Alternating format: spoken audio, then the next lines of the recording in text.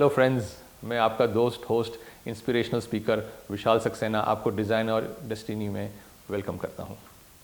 दोस्तों, आज का हमारा टॉपिक है आर लूजर्स, फेलियर्स और विनर्स। इस टॉपिक से आगे बढ़ने से पहले मैं आपको, जो हमारे चैनल पे नए हैं, प्लीज़ हमें सब्सक्राइब कीजिए, बेल आइकन दबाइए और अब पूरा वीडियो देखने के बाद आपको हमारा वीडियो कैसा लगा थम्स अप दीजिए और सजेशंस दीजिए और अपने कमेंट्स भी लिखिए, सो दैट हम आपके लिए और नए नए टॉपिक ला सकें।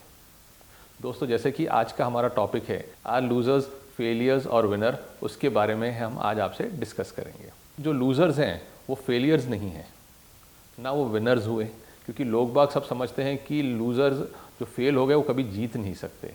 ये सबकी सोच बहुत ही गलत है। जो लूज़ करता है और जो फेल जानता है वो जीतने का तरीका भी जानता है। वो एक बहुत बड़ा सेल्फ मोटिवेटर होता है। आज की डेट में हम जितने भी पेरेंट्स हैं या हम जितने भी ऑफिस गोअर्स हैं, सब बड़े प्रेशर में काम करते हैं। पेरेंट्स को चाहिए कि उनके बच्चे पास हों, उनके बच्चे 90% से ऊपर लाएं, क्योंकि हम लोग कंपैरिजन की दुनिया में जीते हैं। और अगर 90% से कम आए तो हम लोग बच्चे को अप्रिशिएट नहीं करते। हम कहते हैं यार ठीक है, तुम पास हो गए। अब तुम ठीक है, जो पास तो हो गए, तो बच्चा जो अपनी मेहनत से 80% या 85% या 70% लेके आया, पास हुआ है, उसने अपनी कैपेबिलिटी के हिसाब से उसने एग्ज़ाम दिया और उसकी कैपेसिटी के हिसाब से उसने मार्क्स लाए।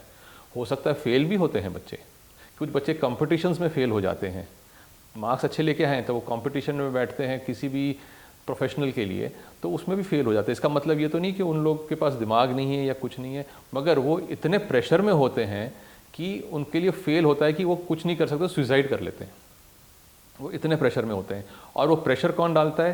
वो प्रेशर उसके अलावा उसके आस पड़ोस वाले, उसके पेरेंट्स, उसके दोस्त, उसके जान पहचान वाले, वो उतना प्रेशर बना के लगते हैं, क्योंकि सारे के सारे उनसे बात कर रहे होते पास होने की, कि तुम पास होगे, तुम ये बनोगे, तुम ये बनोगे, तुम ये बनोगे। और कोई फेल होने की बात ही नहीं करता।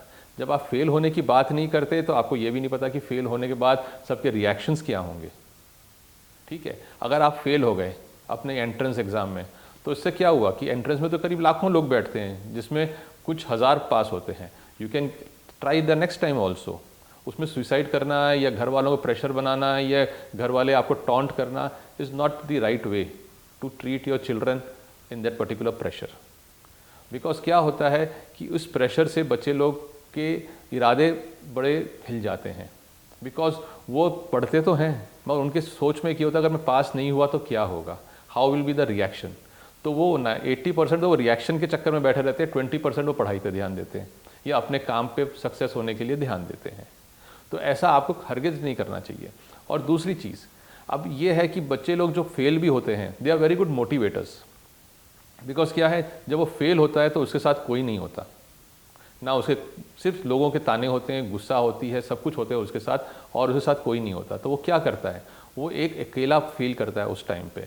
वो 1 दिन 2 दिन 3 दिन वो एकदम अकेला फील करता है, और उस अकेलेपन में उसके दिमाग में बहुत सारे सोच आते हैं, और उस सोच से बाहर निकलने के लिए उसको पूरी मोटिवेशन चाहिए होती है, क्योंकि उस टाइम उसके पास कोई मोटिवेशन देने के लिए कोई नहीं होता। वो सेल्फ मोटिवेटर बड़े स्ट्रांग होते हैं, और जब वो पास होके आते हैं तो उनको उस पास का, उस विनिंग का एहसास होता है। जो नॉर्मल हमेशा फर्स्ट आ रहा है उसको फेलियर का नहीं होगा। जब वो एक बार फेल होगा तो उसको झटके लगते हैं। जो हमेशा फेलियर है उसके पास सेल्फ मोटिवेशन है, वो हर सिचुएशन का सामना करना जानता है।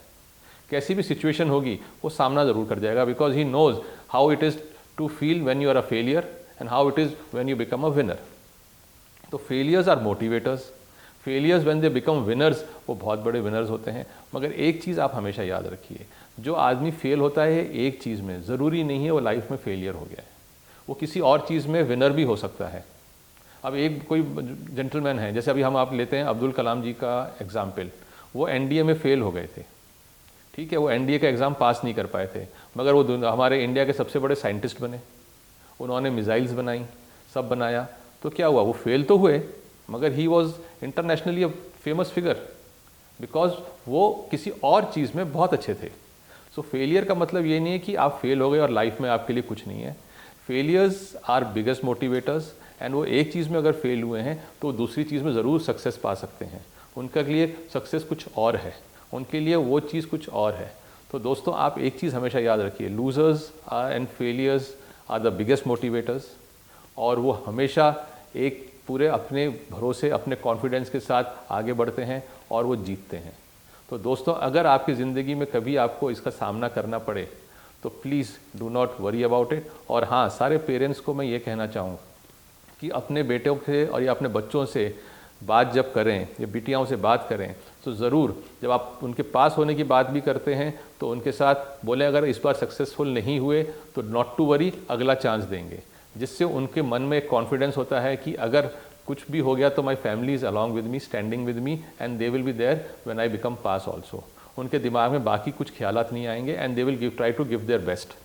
सो parents, when you are discussing pass with your children, discuss the failures also with your children. Show them both the patterns and give them a confidence कि you are with them in both the cases. तो दोस्तों, ये ज़रूर important चीज़ है जो आप अपने साथ हमेशा रखिए।